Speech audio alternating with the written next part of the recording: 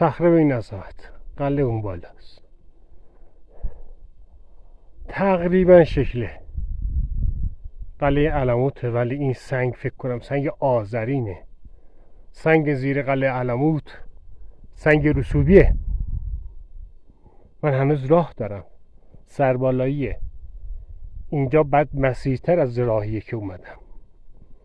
بدرود بچه ها، تقریبا از پا در اومدم.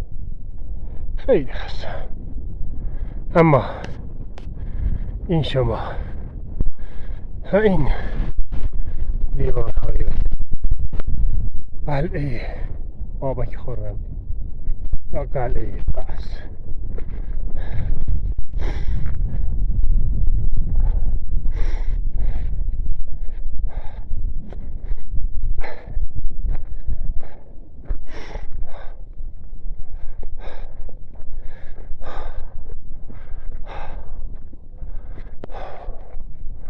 دیوار میبینی؟ دیوار تمام سنگه.